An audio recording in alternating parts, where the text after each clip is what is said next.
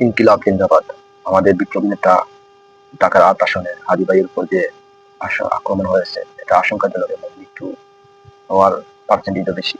এইরকম আতর্কিত হামলা, এরকম ন্যাক্কারজনক হামলা কোনোভাবে মেনে নেওয়া যায় না। এই যারা বিপ্লব করে ২০২৫ সালে বিএনপির মতন দলকে এরা ক্ষমতা দেওয়ার স্বপ্ন দেখিয়েছিল, এরাই আজকে টার্গেট কিলিং এর শিকার হচ্ছে। আমার প্রশ্ন হলো, জুলাই বিপ্লবটা কেন টার্গেট কিলিং এর শিকার? প্রথমে আমরা দেখেছি ফুয়াদ, ব্যারিস্টার ফুয়াদ, তিনি এমন ভাবে কথা বলতেন ভারতের আধিপত্যবাদের বিরুদ্ধে, তিনি এমন ভাবে সত্যের বিরুদ্ধে কথা বলতেন, তার কথার মধ্যে যেন অগ্নিজোড়া কণ্ঠ বের হতো। প্রত্যেকটা কথা যেন এক একটা বোমার মতো দাউ দাউ করে জ্বলতো। সেই ফুয়াদ, ব্যারিস্টার ফুয়াদ ভাইয়ের উপর আক্রমণ, বিএনপি তার সাংগঠনিক পক্ষ থেকে কোনো জোরালো প্রতিবাদ করেনি, এর পদক্ষেপ নেয়নি, শুধুমাত্র বলেছিল চাঁদাবাজদের বিরুদ্ধে। এরপরে আমরা দেখলাম কি, আমাদের ঢাকার ৮ আসনের বিপ্লবী নেতা হাজী ভাইয়ের উপর আক্রমণ। তাহলে এর পরবর্তী টার্গেটকে আমরা জানি হাসনাত। তার কথার কণ্ঠে সেই আমরা বিপ্লবীর একটি প্রতিধ্বনি শুনতে পারি, এই খুনি কুত্তা লীগ ও ভারতের আধিপত্যবাদের বিরুদ্ধে যে কথা বলেছে বলিষ্ঠ ছিল কণ্ঠে, যার এক একটা কথা যেন অগ্নিকাণ্ড, এক একটা কথা যেন বোমার মতো।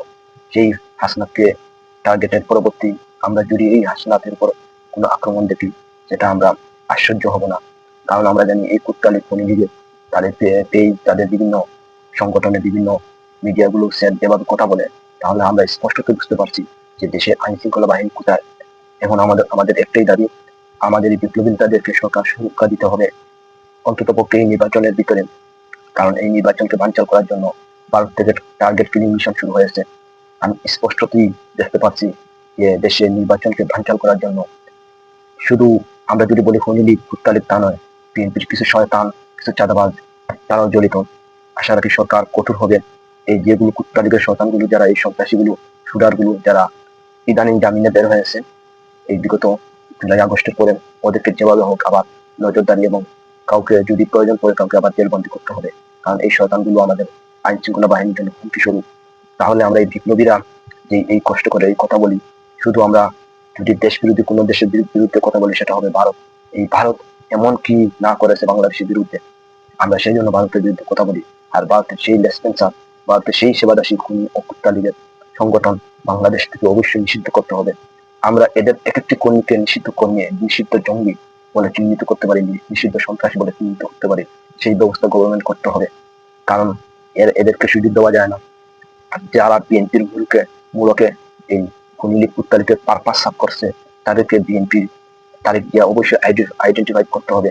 কারণ আমরা যতই বিএনপির বিরুদ্ধে কথা বলি না কেন, বিএনপির সত্যিকার কর্মীরা যারা শুধু তেলবাজি এবং শুধু স্বার্থের জন্য রাজনীতি করে, তারা কখনো এর প্রতিবাদ করে না। বিএনপির এই বিভিন্ন দুর্নীতির বিরুদ্ধে, চাঁদাবাজির বিরুদ্ধে কথা বলে, তারা এইসব বিরুদ্ধে কোনো কিছু বলে না। কিন্তু কিছু চাটারা এইসব কথা বলে। বিএনপি যারা সচেতন, বুঝতে হবে আপনাদের দলে এই খুনি সন্ত্রাসীগুলোকে আবার কর্মসংস্থানের সুযোগ করবে, আবার দলকে বাড়ি করার চেষ্টা করবে। আপনি আপনার জায়গা থেকে এই কুত্তাগুলোকে কোনোভাবে সুযোগ দিবে না। আপনারা বিগত 16 বছর জানেন কি হয়েছিল, এই কুত্তাগুলো কি করেছিল আপনাদের উপর। আপনাদের উপর জেল জুল এমন কোনো কাজ নেই যে তারা করেন।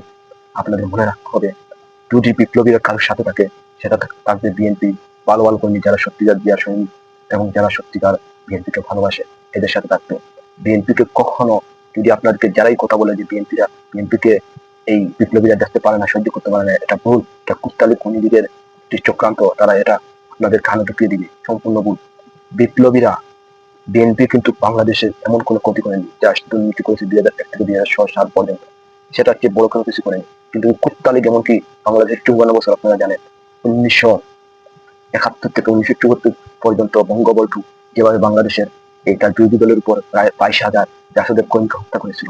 এরপর আপনারা দেখেছেন বিগত 16 সালে কি করেছিল এই কুত্তা লীগ। বাংলাদেশে এখন কোনো কর্ম নেই যেটা না করেছিল। আপনারা জানেন পিলখানা হত্যাকাণ্ড এই কুত্তা লীগ ঘটিয়েছিল, এবং এই শাপলা চত্বরের হত্যাকাণ্ড এই খনি লীগ করিয়েছিল। আরো দেশে বিরুদ্ধে বিভিন্ন গুম খুন হত্যা, এমন কোনো এহেন কাজ নেই যেটা বিএনপি করেনি। তো সুতরাং বিএনপি জনগণ, আপনারা মনে রাখতে হবে, আপনারা প্রকৃতপক্ষে দেশপ্রেমিক। কারণ আপনাদের নেত্রী শত শত বাধা প্রতিদ্বন্দ্বিতার মুখেও উনি দেশ ত্যাগ করেননি, এটা মনে রাখতে হবে। আর আপনারা জানেন, যারা দেশের পক্ষে কথা বলে, স্বাধীনতার এই চেতনা দেখায়, এরা ঠিকই ভারতে পালিয়ে দেন, এই কুত্তার মতো জনগণের পিটানো খেয়ে ভারতে পালিয়ে দেন। আর যাদেরকে বলা হয় রাজাকার, আপনারা দেখেন সেই রাজাকাররা দেশে কিভাবে আঁকড়ে ধরে দেশকে ভালোবেসেছে। সুতরাং যারা রাজাকারের ধাম কাট খেলার চেষ্টা করবে, তাদের তাদের চিন্তা, তাদের সফল, তারা কখনো সফল হবে না। তারা মনে রাখবে এসব চিন্তা মাথা থেকে সরে আসতে হবে। কারণ রাজাকার দেওয়ার মতো এমন এখন কোনো যুবক নেই। ইয়ং যুবককে যদি রাজাকার ট্যাগ দেওয়ার চেষ্টা করেন, পাকিস্তান ট্যাগ দেওয়ার চেষ্টা করেন, তাহলে আপনাদের নিজের বুট প্যান্টকে নিজে কুড়াল মারবেন। কেন কুড়াল মারবেন? এই যুগে কেউ রাজাকার নয়। আমরা চেতনা গিলিয়ে আমাদের দেশকে যেভাবে অন্য দেশের অধীনস্থ এবং পরাধীনতা করে রেখেছে, আমরা সেই জায়গায় যেতে চাই না। আমরা তাহলে কি চাই?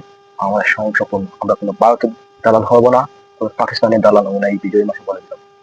আমরা দেশকে ভালোবাসি, স্টিল নাও আমরা বাংলাদেশি, আমরা বাঙালি নয়, আমরা বাংলাদেশি। আমরা জয় বাংলা নয়, যেটা সংস্কৃত শব্দ, আমরা হব বাংলাদেশ এবং ইনকিলাব জিন্দাবাদ আমাদের স্লোগানটা হবে। কারণ এটা হলো আমাদের শক্তিশালী স্লোগান। আর আপনারা মনে রাখতে হবে, এর দেশ মূলত ইসলামিক দেশ। ইসলাম কখনো কোনো ধর্মকে আঘাত করে না। সেটা আপনারা দেখেছেন আওয়ামী লীগের সময়ে কিভাবে যারা বলে আমরা সব ধর্মকে সম্মান করি, কিভাবে তারা অন্য ধর্মের সম্পদ, অন্য ধর্মের উপর হামলা করেছিল। কিন্তু সেটা আপনাদের বিএনপি সময় দেখেন কতটুকু ঘটেছে, জামাতের সময় কতটুকু ঘটেছে। আপনারা নিশ্চিত থাকেন জামাত একটি আধুনিক দল। এরা ভবিষ্যতে বাংলাদেশে এমন ভাবে করবে, আপনি চিন্তা করতে পারবেন একটি আধুনিক রাষ্ট্র গড়ার ক্ষেত্রে জামাতের চিন্তা চেতনা অন্যরকম। যদি ভাবেন এরা ধর্মের জন্য ব্যবসা করেন, সম্পূর্ণ ভুল। জামাত ধর্ম নয়, জামাত একটি মুক্ত প্ল্যাটফর্ম। আপনি অবশ্যই দাড়ি, টুপি, পাঞ্জাবি, এটা তো মুসলমান হিসেবে আপনার অবশ্যই থাকতে হবে। পাশাপাশি আপনি যদি বিভিন্ন শ্রেণীর লোক হন, তাহলে অবশ্যই জামাত সম্মান করে আমি দেখেছি। সুতরাং জামাতকে প্রতিপক্ষ টার্ম কার্ড খেলা খেলিয়ে আপনারা চিন্তা করবেন দিয়ে আপনারা নির্বাচনে রাস্তা পার হয়ে যাবেন, সেটা ভুল। ক্ষমতা অনেক দূর। সুতরাং বাস্তবমুখী চিন্তা করতে হবে। এই আগে চাঁদাবাজ, দুর্নীতি, সন্ত্রাসী কার্যক্রম করে ক্ষমতা যাওয়ার স্বপ্ন আর দেখতে পারবেন না। কারণ এদেশের মানুষ এখন বুঝতে পারে, শুধু ৭১-এর টার্ম কার্ড, ৭১-এর চেতনা বিক্রি করে আবার বিএনপি ক্ষমতা আসবে, এই স্বপ্ন দেখেন না, ভুলে যান এই স্বপ্ন। ইনকিলাব জিন্দাবাদ, বাংলাদেশ জিন্দাবাদ।